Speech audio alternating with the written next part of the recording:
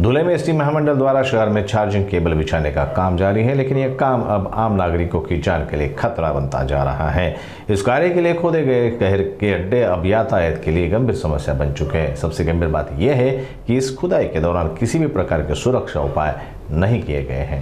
धुले में एसटी महामंडल द्वारा charging cable बिछाने का काम अब शहर के नागरिकों और खासकर छात्रों की जान के लिए खतरा बनता जा रहा है।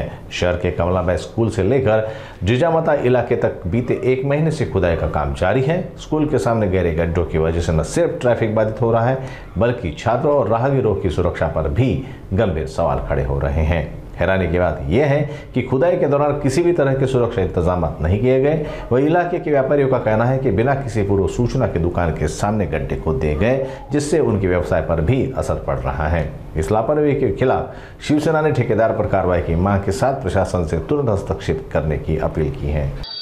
धुळे शहरामध्ये सध्या धुळ्याचं जे बस स्थानक आहे त्या बस स्थानकापासून कलेक्टर ऑफिसपर्यंत एसटी महामंडळाचं MSRDCच्या माध्यमातून या ठिकाणी electric cable underground electric cable टाकण्याचं काम या ठिकाणी सुरू आहे।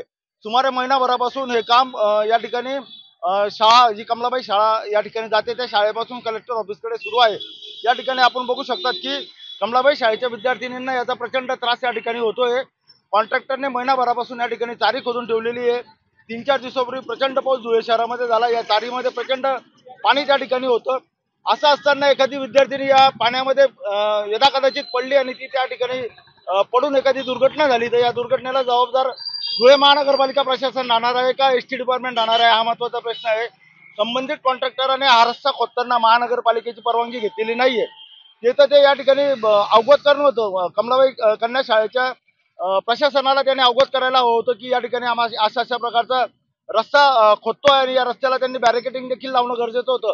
पण अशा प्रकारचं कुठलंही काम त्याने केलेलं नाही। त्यामुळे या ठेकेदारावरती कारवाई करावी अशी मागणी आम्ही शिवसेना उद्धव बाळासाहेब ठाकरे पक्षाच्या माध्यमातून करत आहोत।